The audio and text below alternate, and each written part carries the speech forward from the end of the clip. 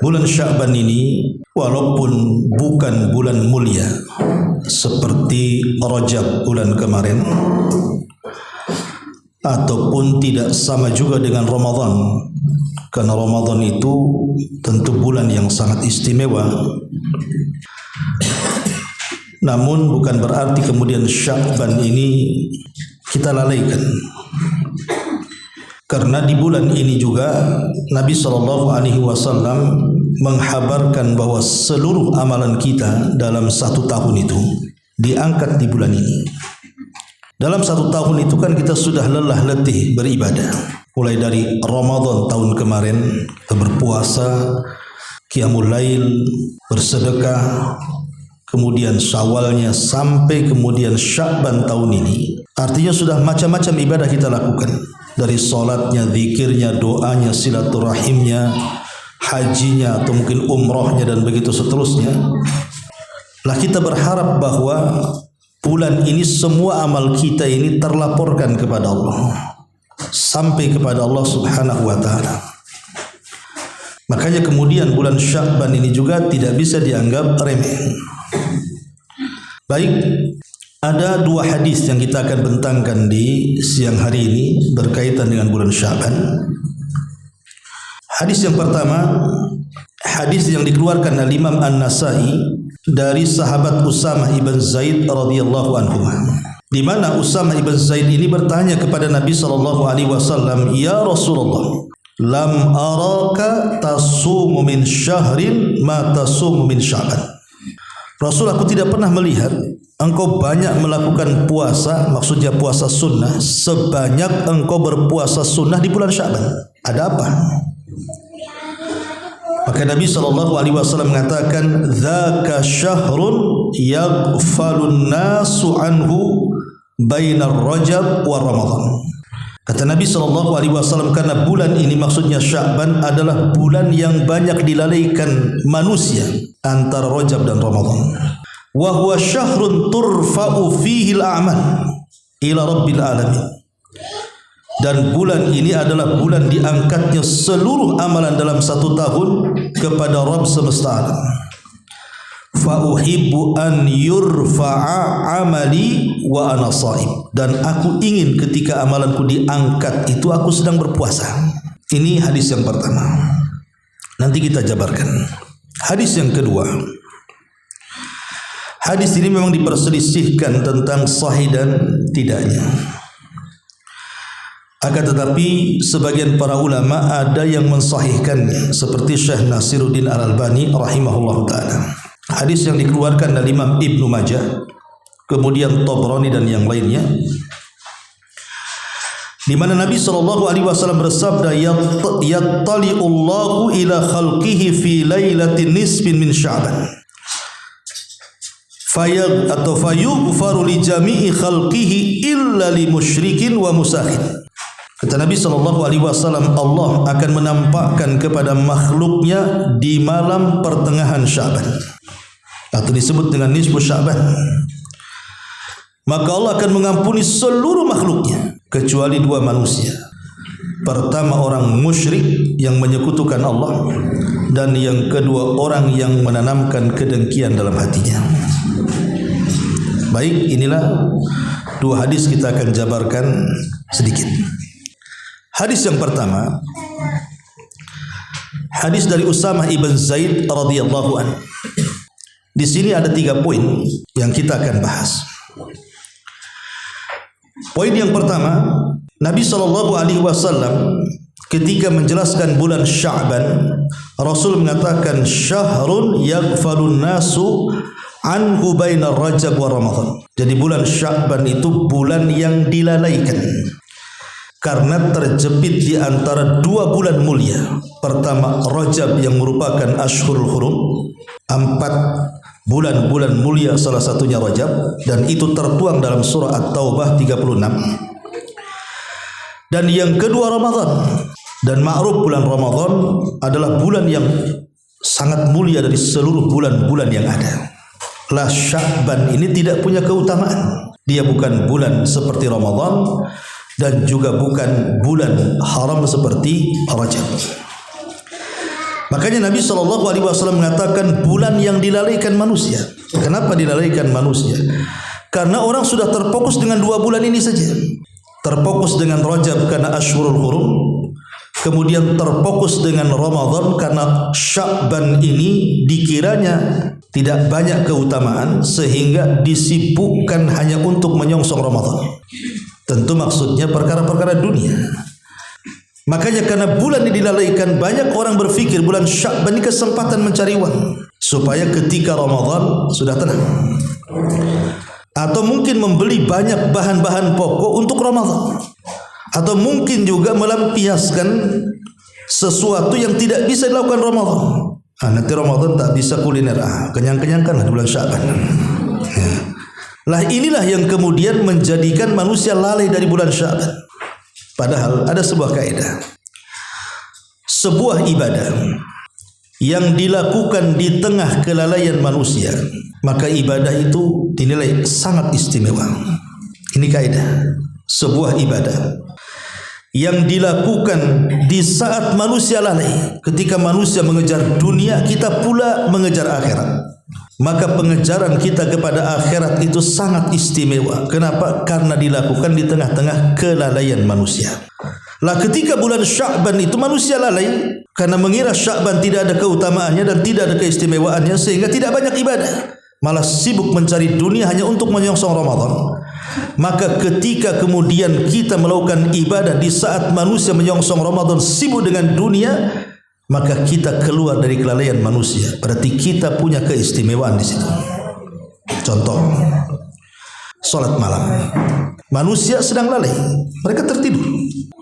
Lah ketika kemudian manusia tertidur pulas dan sedikit yang bangun, walaupun bangun ini hanya numpang kencing saja, tidur lagi kan begitu. Tiba-tiba ketika manusia sedang lalai, mereka sedang terlelap tidur, tiba-tiba kita bangun menghadap Allah untuk melaksanakan tahajud atau qiyamul lail. Maka tahajud dan qiyamul lail itu sangat istimewa. Kenapa? Karena dilakukan di tengah-tengah kelalaian manusia. Atau contoh yang lain, salat duha. Salat duha itu kan seafdal-afdalnya dilakukan ketika anak unta berlarian karena kepanasan. Ya sekitar jam 10, jam seginilah ini. Ini seafdal-afdalnya waktu duha ini. Kita tahu bahwa awal duha sampai akhir duha, mulai terbit matahari sampai matahari tergelincir ke arah barat masuk waktu zuhur, itu kan manusia lagi sibuk-sibuknya mengejar dunia, kawan. Yang punya warung sibuk dengan warung, yang punya kantor sibuk dengan kantor, yang kerja di jalan sibuk dengan jalan, yang punya ladang, yang punya sawah sibuk dengan ladang dan sawahnya. Sehingga orang itu tidak berpikir untuk beribadah, karena itu waktu orang bekerja masalahnya. Lah ketika kemudian di saat manusia sedang sibuk mengejar dunia, kita pula keluar dari kelalaian manusia, tiba-tiba solat duha di tengah-tengah manusia lalai dengan dunia, maka solat duha itu menjadi istimewa. Lah sama halnya bulan Sya'ban. Ketika manusia lalai tidak memikirkan bulan Sya'ban karena dikira tidak ada keutamaan, karena sudah lewat Rajab dan Ramadan, maka siapa yang kemudian memfokuskan ibadah di bulan Sya'ban ini, berarti kita orang yang istimewa. Karena bisa lari dari kesibukan manusia mengejar dunia, kita pula mengejar akhirat. Ma'asyiral muslimin yang dimuliakan Allah Subhanahu wa taala, pertanyaan pun muncul. Kenapa ibadah yang dilakukan di tengah-tengah kelalaian manusia itu menjadi sangat istimewa? Apa alasannya? Yang pertama, sebutkan para ulama,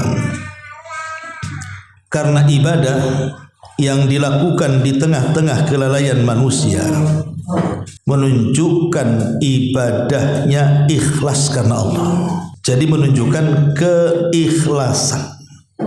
Keikhlasan. Bagaimana tidak ikhlas sebab orang lagi sibuk semua mengejar dunia, tidak memperhatikan kita. Pemain sholat duha lah saya contohkan tadi. Orang pasar sibuk dengan pasar, orang kantor sibuk dengan kantor, orang warung sibuk dengan warung, orang ladang sibuk dengan ladang. Siapa yang memperhatikan kita? Sehingga ketika kemudian kita sholat duha, tidak ada yang tahu karena orang sibuk mengejar dunia. Dan itu tidak bisa dilakukan kecuali orang ikhlas. Pemainnya seorang pedagang nih, lagi rame-ramenya. Orang beli di dagangannya, ketika masuk jam 10 tiba-tiba dia tutup dulu warungnya, kemudian ke masjid sholat duha. Ini enggak bisa dilakukan kecuali orang ikhlas, ya kawan.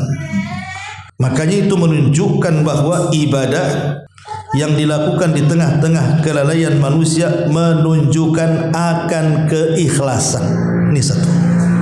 Ya. Yang kedua,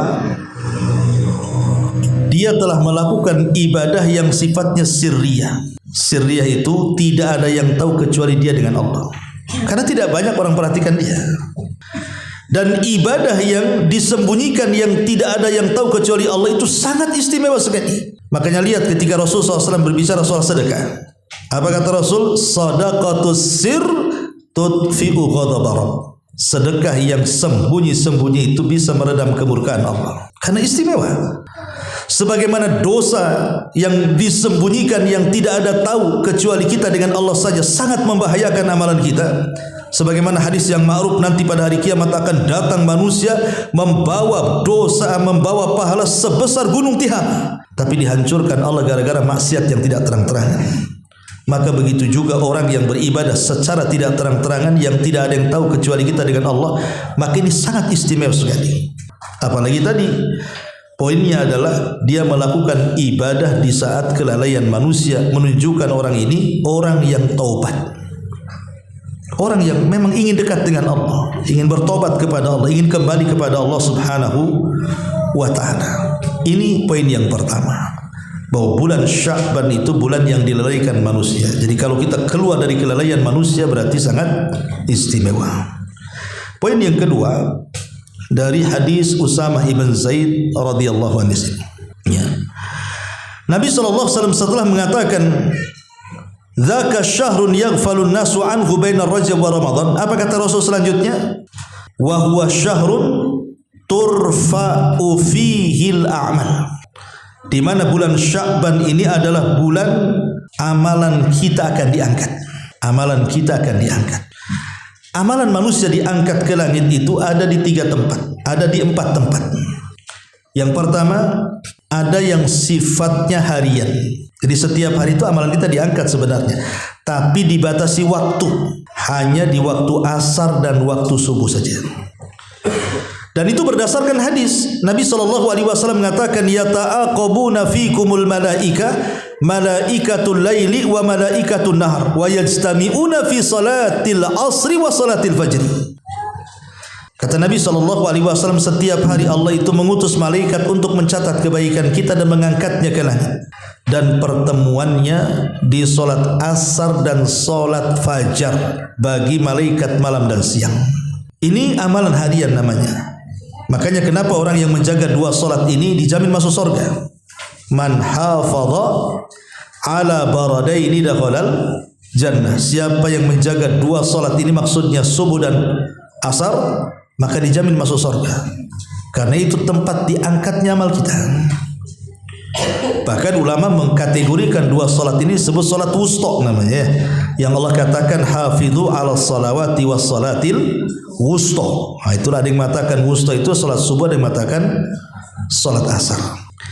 Kemudian yang kedua, saat hari Senin dan Kamis, itu yang sifatnya pekanan. Jadi setiap Senin dan Kamis itu amalan kita diangkat. Makanya sangat dianjurkan di 2 hari itu melaksanakan puasa sunnah yang disebut dengan puasa Senin dan Kamis. Ini yang sifatnya pekanan. Lah yang sifatnya tahunan bulan Sya'ban yang ketiga. Bulan Sya'ban ini 1 bulan amalan kita diangkat. Dari amalan tahun kemarin, Ramadan tahun kemarin sampai Sya'ban tahun ini, itu amalan kita kan tercatat dan akan diangkat para malaikat untuk dilaporkan kepada Allah Azza wa Jalla. Dan yang terakhir, ketika kita meninggal,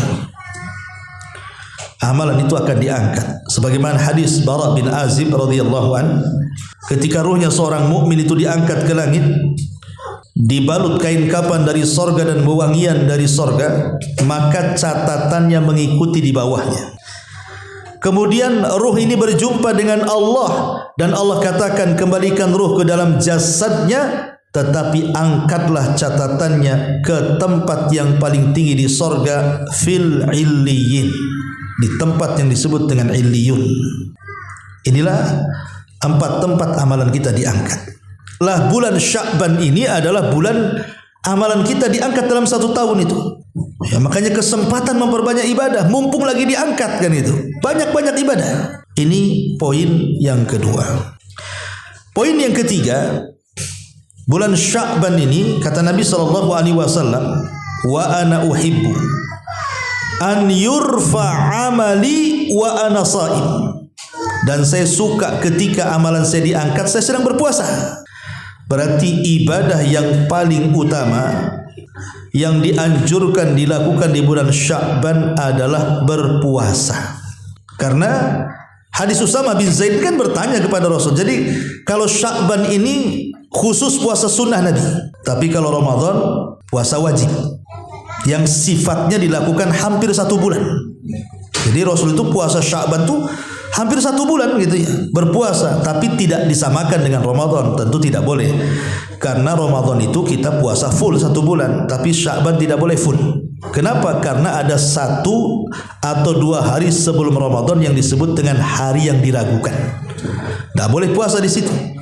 Kata Nabi SAW, barang siapa yang berpuasa di hari yang diragukan, maka dia telah bermaksiat kepada Abul Qasim. Maksudnya Nabi. Berarti paling tinggi kalau ingin puasa dari 1 Sya'ban, maka berhentilah di tanggal 27 Sya'ban. Itu paling full gitu ya. Ataupun memperbanyak puasa. Mungkin memperbanyak puasa itu maksudnya puasa Senin Kamis. Dan itu paling utama, karena Senin Kamis sendiri di luar bulan Sya'ban diangkatkan amalannya. Apalagi dilakukan di bulan Sya'ban, double-double lah jadinya. Ataupun kalaupun tidak puasa Senin Kamis, ya ambil ayamul bidnya, ataupun puasa Daudnya, atau ibu yang punya hutang tahun kemarin, nah ini kesempatan untuk membayarnya. Intinya bahwa ramaikan Sya'ban ini dengan puasa. Pertanyaan pun muncul, kenapa di bulan Sya'ban? Kan banyak bulan-bulan yang lainnya. Kenapa Rasul tidak berpuasa umpamanya di bulan Muharram 1 bulan, ataupun bulan Dzulqa'dah, atau bulan Dzulhijjah yang merupakan Ashhurul Hurum, atau bulan kemarin Rajab banyak kan? Kenapa tidak seperti di bulan Sya'ban? Rasul berpuasa itu full hampir 1 bulan walaupun tidak dihabiskan gitu ya.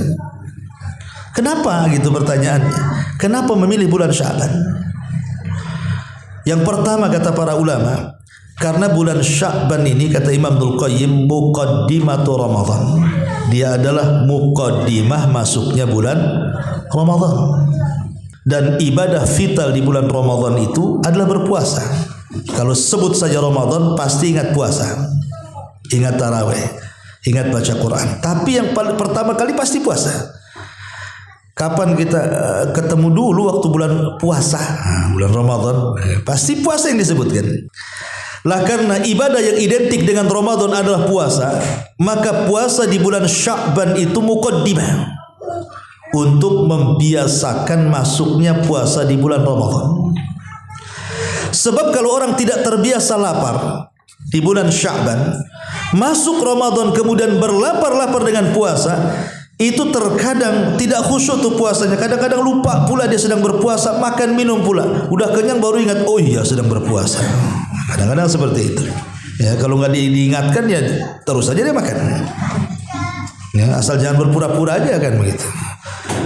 Intinya bahwa persiapan Ramadan itu dimulai daripada bulan Sya'ban. Makanya Rasul memperbanyak puasa, mencontohkan kepada umatnya, kalau kita sukses berpuasa di bulan Sya'ban akan lebih sukses lagi puasa Ramadan.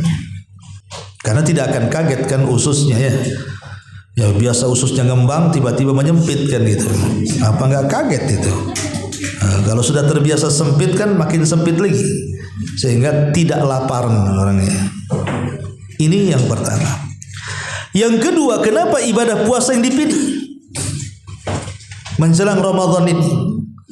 Karena ibadah puasa ini satu-satunya ibadah yang bisa menjaga badan dari maksiat. Ibadah puasa ini ibadah satu-satunya yang bisa menekan jasad kita, badan kita untuk melakukan maksiat. Kenapa demikian? Karena dalam diri kita ini yang mendorong maksiat itu 2. Pertama, syahwat yang ditimbulkan dengan hawa nafsu. Yang kedua, syubhat yang ditimbulkan dari syaitan. Adapun syahwat pemicunya apa? Satu, fudulul kalam, banyak ngomong. Orang yang berpuasa banyak ngomong enggak? Enggak akan banyak ngomong. Ya, masa orang puasa banyak ngomong? Haus lah. Kalau orang banyak ngomong ketika puasa dicurigai itu puasanya. Puasa apa itu banyak ngomong tuh?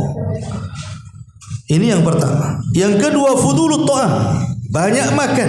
Orang puasa ya enggak makan lah, enggak minum. Ya. Kemudian fudul al-mulkhalatatin nas, terlampau banyak bergaul dengan manusia, main sana main sini, ya, ke rumah kawan ini ke rumah kawan itu. Kalau berpuasa malas lah, apalagi siang-siang panas-panas diajak jalan-jalan, malas lah dia. Dikurangilah pergaulan dia. Kemudian termasuk juga syahwat kemaluan di bulan ketika kita puasa, nah mungkin kita berhubungan, ya. Termasuk juga di antara pemicu syahwat adalah syahwat bisa menekan semua pandangan-pandangan ataupun pendengaran-pendengaran ataupun gerakan kaki dan juga tangan untuk melangkah ke tempat maksiat. Mungkin lagi puasa saya ke sana, gitu bahasanya kan. Pasti dia akan tekan semuanya tuh. Kemudian adapun syubhat ataupun kemaksiatan yang ditimbulkan syaitan, karena syaitan itu kan masuk ke tubuh kita dari mana? Dari jalan darah. Ketika kita berpuasa itu menyempitkan jalan darah, sehingga kita bisa melawan syaitan. Ini alasan kedua kenapa kemudian puasa itu jadikan pilihan Rasul di bulan Sya'ban, karena yang bisa menekan syahwat dan syubhat itu ada dengan cara berpuasa. Dan yang ketiga, karena puasa itu ibadah yang waktunya panjang. Coba dari terbenam matahari, terbit fajar shadiq sampai terbenam matahari maghrib itu kan panjang tuh. Dan tidak bisa disetting. Kalau sholat kan bisa disetting tergantung bacaan. Kita ingin panjang, hantam Al-Baqarah. Ingin pendek, hantam Al-Fil. Gitu ya. Pendek. Pendek lagi, na'ataina.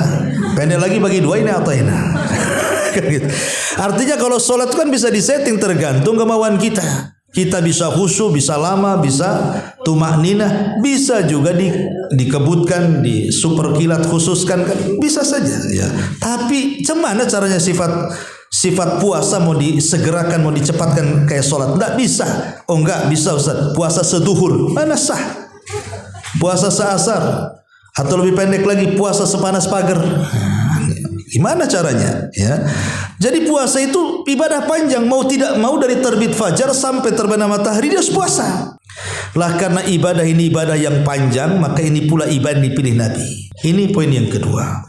Poin yang ketiga dari hadis Usamah ibn Zaid ini. Sudah ini poin yang ketiga berarti. Ya.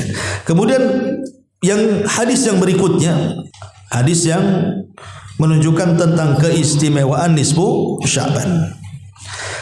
Sebenarnya ma'asyiral muslimin yang dimuliakan Allah Subhanahu wa taala, tidak ada satupun riwayat yang sahih yang bicara tentang keutamaan nisfu Sya'ban.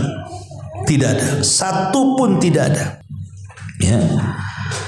Makanya ketika para ulama bicara soal keutamaan nisfu Sya'ban itu, seperti dikatakan Syekhul Islam Ibn Taimiyah rahimahullahu taala mengatakan, fa amma saumu yaumi nisfi mufradan fala aslalah. Adapun puasa di pertengahan Sya'ban secara bersendiri, maka tidak ada asalnya. Bahkan bisa makruh karena tidak ada syariatnya. Ya. Di lain kesempatan beliau mengatakan, kullu al-ahadits al-waridati fi lailatin nisfi Sya'ban dairu amriha bainal wad'i wadh-dhafi wa adami sihah. Seluruh riwayat kata Ibnu Taimiyah, hadis-hadis yang menjelaskan tentang keutamaan pertengahan Sya'ban itu tidak ada yang sahih. Mungkin dia maudhu palsu, mungkin dia lemah, ataupun tidak sahih sama sekali. Tetapi ada hadis yang tadi saya baca. Inilah satu-satunya hadis. Walaupun sebagian ulama mengatakan lemah, tapi ada ulama yang sahihkannya. Salah satunya Syekh Nasiruddin Al-Albani rahimahullahu taala. Hadis tentang di mana Allah akan melihat hamba-hambanya di pertengahan nisfu Sya'ban dan Allah akan ampuni seluruh makhluknya. Seluruh makhluknya. Maka di sini poin yang pertama dari hadis ini apa? Kesempatan kita di bulan Sya'ban meminta ampunan. banyak-banyak istighfar, tajdidut taubah, memperbaharui tobat. Karena ini bulan di mana Allah akan ampuni kita. Ini poin yang pertama. Maka perbanyak istighfar di bulan Sya'ban ini. Perbanyak ucapkan astaghfirullah wa atubu ilaih. Dan yang kedua, hindari dua perkara. Karena dua perkara ini yang menjadikan amalan kita ditolak, bahkan tidak diangkat sama sekali. Kan rugi. Sudah setahun kita beramal loh, giliran mau diangkat tak diangkat. Siapa mereka? Kata Nabi SAW, yang pertama, al-musyrik, li musyrikin au musakhin, kata Rasul. Pertama orang musyrik, orang yang menyekutukan Allah Subhanahu wa taala. Orang yang datang ke dukun bertanya sesuatu membenarkannya. Orang yang percaya kepada tanggal dan jimat. Orang yang datang ke kuburan meminta-minta. Orang yang datang ke percaya dengan wali-wali dan begitu seterusnya. Padahal mereka tidak bisa mendatangkan manfaat dan madarat. Pokoknya kesyirikan apapun, kecil ataupun besar, itu menghalangi amalan kita diangkat. Maka jangan sampai bersumpah kepada selain Allah, bernazar kepada selain Allah, tawaf kepada selain Allah, dan begitu seterusnya. Ini yang pertama. Maka di bulan Sya'ban, ya, orang-orang yang punya jimat-jimat tangkal itu keluarkan, musnahkan. Nah, itu bisa memicu kesyirikan. Yang kedua, syahna atau disebut musyahin, orang yang dalam hatinya ada kedengkian. Suka musuhan dengan keluarganya, musuhan dengan tetangganya, musuhan dengan kawannya, musuhan dengan lawan-lawannya. Pokoknya kalau bisa di bulan Sya'ban ini lakukan dua puasa. Pertama puasa hati, yang kedua puasa badan. Dan puasa hati yang menentukan puasa badan. Bahkan diangkatnya amalan ini ditentukan puasa hati baru diangkat puasa badan. Dengan cara apa? Taharatul qalbi, bersihkan hati dari semua penyakit-penyakitnya, ya dengkinya, ya hasadnya, ya dendamnya, ya amarahnya. Pokoknya yang berkaitan dengan permusuhan dengan orang, hilangkan di bulan Sya'ban ini. Minta maaf. Nantilah Ustaz minta maafnya, kan lebaran masih lama, ya. Ada orang berpikir minta maaf nunggu Idul Fitri. Kalau ketemu minal aidin wal faizin, kosong-kosong ya katanya. Ya kan begitu biasanya. Kosong dari mana kan itu? Harusnya kalau ingin membersihkan hati, meminta maaf itu sekarang di bulan Sya'ban, waktunya di amal kita diangkat. Sebab kalau kita nunggu Idul Fitri, pakaian pula sudah bersih, sudah baru, hati pula kotor. Bagaimana caranya dia berlebaran? Percuma sajalah kalau bajunya baru gitu ya, tapi hatinya tidak baru. Percuma. Mendingan hatinya bersih baru walaupun pakaian tak baru. Itulah lebaran tuh betul tuh. Makanya kalau ingin meminta maaf sekarang ini, minta maaf ya, betul-betul kita meminta kepada orang-orang yang pernah kita sakiti, kita minta maaf. Karena itulah amalan yang paling utama dibandingkan puasa badan itu sendiri. Puasakan hati. Makanya dahulu di zaman Nabi SAW pernah seperti ini, duduk di Masjid Nabawi. Tiba-tiba kemudian Rasul mengatakan, tengok tuh dari pintu itu, nanti ada laki-laki termasuk penghuni surga. Semua orang tertuju kepada pintu itu. Rupanya betul ada anak muda keluar dari pintu itu, rambutnya basah seperti habis wudu dan menjinjing sandal. Besoknya gitu lagi, dia lagi. Besoknya gitu lagi, dia lagi. 3 kali Rasul mengatakan, dia juga yang keluar. Jadi ada sahabat namanya Abdullah bin Amr bin As radhiyallahu anhu. Itu kan terkenal ibadahnya, terkenal salat malamnya, terkenal puasanya, terkenal baca Qur'annya. Dia heran, emang punya apa dia? Ibadahnya punya apa dia? Aku ingin nirulah kayak kalau memang dia punya ibadah yang luar biasa, supaya aku pun termasuk menjadi penghuni surga, kata Abdullah bin Amr bin As. Akhirnya dia bertamu tuh, ingin tahu mungkin dia punya ibadah yang aku tidak punya. Setelah dia bertamu selama 3 hari di rumahnya, nginep, ya, ditengokin, ditetenin, diintip, pokoknya biasa aja ibadahnya. Lebih hebat dia ibadahnya, sehingga dia kecewa. Namun sebelum dia pergi, dia bertanya, kenapa Rasul sampai mengatakan kau termasuk penduduk surga? Laki-laki ini pun bingung karena nggak tahu kan itu. Tapi laki-laki ini mengatakan, oh boleh jadi karena setiap sebelum tidur aku maafkan semua yang mendolimiku. Pokoknya sebelum aku tidur, aku maafkan semua yang menyakitiku, yang menghasadiku, yang mendengkiku, yang memusuhiku. Aku maafkan semua, baru aku tidur. Dan itu kulakukan setiap malam. Kata Abdullah bin Amr bin, mungkin ini maksudnya. Rasul mengatakan kau termasuk penduduk surga itu. Mungkin ini, tidak semua orang bisa melakukan ibadah hati. Ibadah badan siapa saja bisa melakukan, tapi melakukan ibadah hati, menjernihkan hati itu tidak semua bisa. Ya, karena kotornya hati itu berbeda dengan kotornya piring. Kalau ibu piring kotor dicuci sebentar, dan itu kemudian rumah seperti kapal pecah, datangkan pembantu, sebentar aja udah mengkilat. Mobil kotor kasih karwes. Lah kalau hati kotor cemana cara membersihkannya? Oh bisa Ustaz, minum Baiklin saja. Matilah dia kan dia. Bukan itu caranya. Makanya ini Sya'ban ini betul-betul puasakan hati sebelum puasa badan. Bersihkan hati baru bersihkan badan dengan puasa. Maka syahna ini karena begini, walaupun kita ini puasanya rajin, walaupun sholat rajin, walaupun baca Quran rajin, walaupun zikir dan doa rajin, kalau dalam hatinya ada syahna, ya tetap tidak akan diangkat amal kita. Setahun lagi nggak diangkat kan rugi. Ya, makanya ini poin yang kedua dari keutamaan hadis tentang nisfu Sya'ban ini. Masyaallah muslimin yang dimuliakan Allah Subhanahu wa taala, namun sekali lagi bahwa tidak ada amalan khusus ya di pertengahan Sya'ban ini. Tidak salat bara'ah, tidak salat yang disebut dengan salat 100 rakaat baca Yasin dan begitu seterusnya. Tidak ada satupun keutamaan. Ya hanya hadis ini saja yang menunjukkan keutamaan yang disahihkan oleh Syekh Nasruddin Albani, yang menunjukkan bahwa nisfu Sya'ban itu semua dosa kita akan diampuni bagi yang minta ampun, dan amalan kita akan diangkat selama tidak melakukan kesyirikan dan juga tidak melakukan kedengkian. Tapi kalau kita hendak menghidupkan nisfu Sya'ban, maksudnya menghidupkan dengan tahajud, ya bukan mengkhususkan, tidak. Ya kita ingin saja pas nisfu Sya'ban kita ingin tahajud, maka itu lebih baik. Tapi kalau dikhususkan apalagi sifatnya jamaah, maka ini perlu dalil yang sahih yang menunjukkan bolehnya menghidupkan malam itu dengan ibadah-ibadah tertentu. Ya. Taib ma'asyiral muslimin wal muslimat rahimani wa rahimakumullah. Ini dua hadis yang harus kita pahami di bulan Sya'ban. Tapi secara umum amalan-amalan yang dianjurkan di bulan Sya'ban ini ya secara umum banyak. Seperti umpamanya kita disuruh untuk memperbanyak puasa, terutama ibu-ibu yang punya utang. Nah, segera bayar sekarang. Jangan nunggu Ramadan tahun ini lewat bulan nanti double utangnya. Kemudian yang kedua, memperbanyak sedekah. Kemudian yang ketiga, memperbanyak qiyamul lail. Kemudian yang keempat, memperbanyak qiraatul Quran. Kemudian yang kelima, memperbanyak zikir dan doa. Pokoknya ibadah-ibadah yang biasa kita lakukan di bulan Ramadan, biasakan di bulan Sya'ban, gitu maksudnya. Coba sebutkan ibadah di bulan Ramadan apa? Qiyamul lail, salat tarawih. Biasakan qiyamul lail sekarang. Oh di bulan Ramadan itu anjuran banyak bersedekah, biasakan sedekah dari sekarang.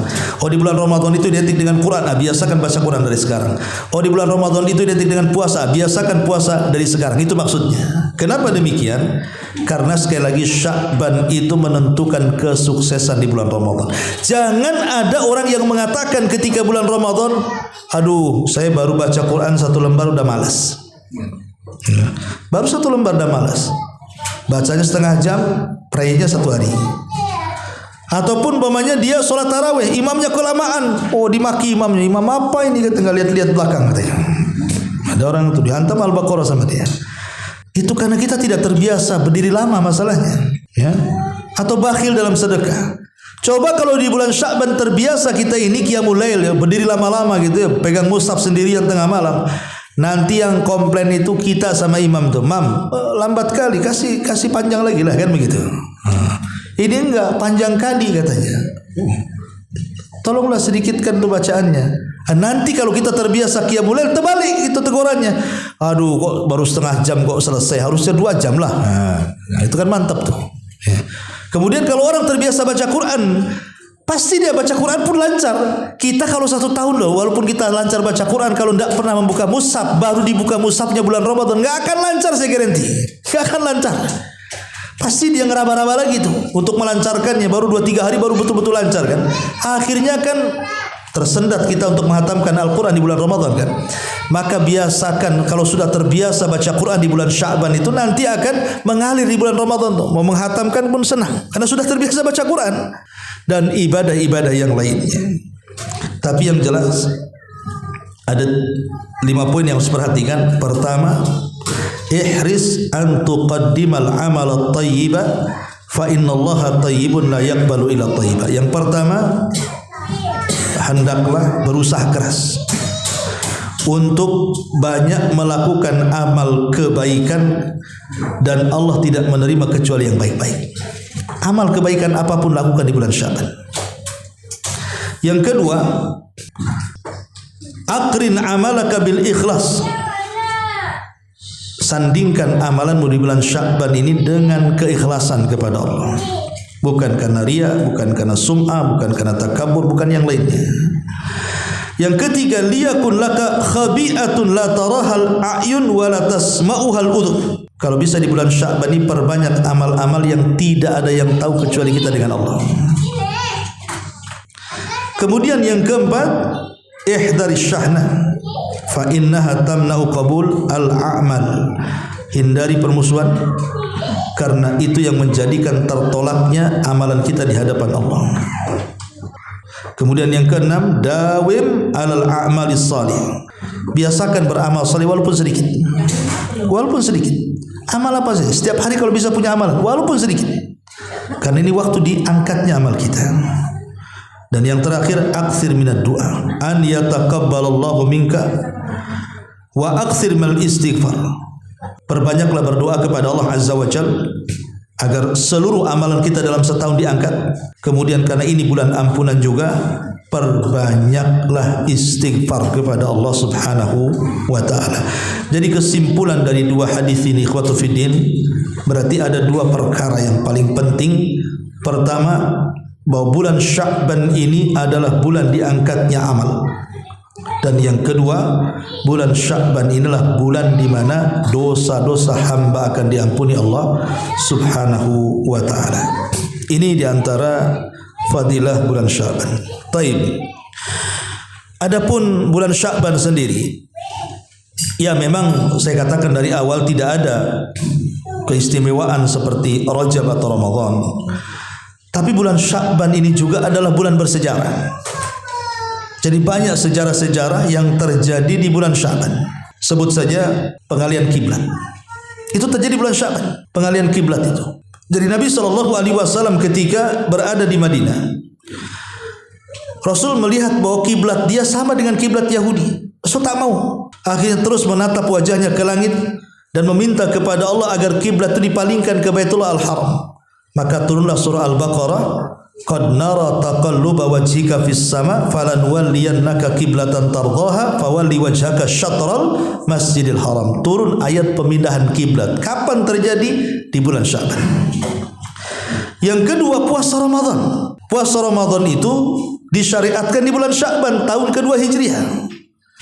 Ketika Rasul hijrah dari Mekah ke Madinah, nampaklah orang-orang Madinah itu mereka sedang melakukan puasa. Ketika ditanya orang-orang Madinah, maksudnya orang-orang Yahudi Madinah melakukan puasa. Jadi Rasul bertanya kepada orang-orang Yahudi Madinah itu, puasa apa kalian ini? Maka orang Yahudi Madinah mengatakan, ini puasa tanggal 10 Muharram. Kata Nabi SAW, buat apa kalian berpuasa tanggal 10 Muharram? Kata orang-orang Yahudi, untuk menghormati keselamatan Nabi kami Musa ketika dikejar Fir'aun. Oh, itu alasannya. Kata Rasul, kalau itu alasannya, aku lebih muliakan Musa dibandingkan kalian. Maka Rasul menyuruh sahabat untuk berpuasa tanggal 10 Muharram, dan itu puasa wajib pertama dalam Islam. Cuma setahun saja, karena tahun kedua turun syariat puasa Ramadan, sehingga puasa 10 Muharram dimansuh hukum wajib menjadi sunnah, karena Islam sudah punya puasa wajib sendiri disebut dengan Ramadan. Lah perintahnya itu di bulan Sya'ban, perintah puasa Ramadan itu. Nah, ini juga termasuk sejarah yang ada di bulan Sya'ban. Termasuk juga peperangan besar melawan orang Yahudi. Tahun ke-5 Hijriah itu Rasul pernah berperang melawan orang-orang Yahudi. Peperangannya disebut Perang Bani Mustalik, 5 Hijriah. Dan dimenangkan kaum muslimin. Dan setelah kemudian dimenangkan kaum muslimin, Nabi SAW menikah dengan seorang pembesar Bani Mustalik namanya Juwairiyah. Menjadi istri Nabi SAW setelah jadi tawanan. Kemudian dimerdekakan dan dinikahi, dan akhirnya kemudian sebagai imbalannya semua budak dimerdekakan. Dan ini perang Bani Mustalik terjadi di bulan Sya'ban tahun 5 Hijriah. Ya. Termasuk juga meninggalnya Utsman bin Mad'un. Utsman bin Mad'un ini orang sahabat yang paling dicintai Nabi. Dialah orang yang pertama kali meninggal dari kalangan sahabat pasca hijrah, dan dia pula orang yang pertama kali dikubur di kuburan Baqi. Utsman bin Mad'un ini. Dan orang yang paling dicintai Nabi karena dia orangnya baik dan termasuk as-sabiqunal awwalun. Termasuk juga di bulan Sya'ban lahir beberapa manusia mulia. Salah satunya Abdullah ibn Zubair. Pasca hijrah dialah sahabat pertama yang lahir di Madinah. Putra daripada Zubair bin Awam yang menikah dengan Asma bintu Abi Bakar, lahirlah Abdullah ibn Zubair. Itu lahir di bulan Sya'ban, dan itu bayi pertama yang lahir dari kalangan sahabat pasca hijrah Rasul dari Mekah ke Madinah. Kemudian juga lahirnya Husain ibnu Ali, cucu Nabi, pada tahun 4 Hijriah. Maka Nabi SAW punya cucu namanya Husain, itu lahir di bulan Sya'ban. Ya, Ma'asyiral muslimin wal muslimat rahimani wa rahimakumullah. Termasuk juga peperangan kecil seperti perang Fadak, perang Daumatul Jandal, kemudian Sariyah Abdurrahman bin Auf, Sariyah Umar bin Khattab radhiyallahu an. Itu semua juga banyak diutus di bulan Sya'ban. Termasuk wafatnya ulama besar Ibnu Katsir, Abul Fida Ibnu Katsir, pengarang tafsir Ibnu Katsir, itu juga di bulan Sya'ban tahun 704. Termasuk Imam Ibnu Hazm, ulama Andalus, juga meninggal di bulan Sya'ban tahun ke-456 Hijriah. Dan banyak sekali juga peristiwa-peristiwa besar di bulan Sya'ban. Intinya bahwa bulan Sya'ban ini walaupun bukan bulan mulia, tetapi kalau bisa perbanyaklah amal ibadah di bulan Sya'ban secara umum, tidak perlu dikhususkan. Karena ini hari amalan kita diangkat ke langit, dan kesempatan lagi, kapan lagi amalan kita diangkat kecuali bulan Sya'ban? Nunggu Sya'ban tahun depan? Iya kalau hidup, kalau enggak, ya kan? Maka ini kesempatan berbanyak sedekah, zikir, doa, salat, tahajud, qiyam, sebutkan ibadah apapun, kalau bisa kita lakukan. Ini kesempatan amalan kita ditengok Allah Subhanahu wa taala.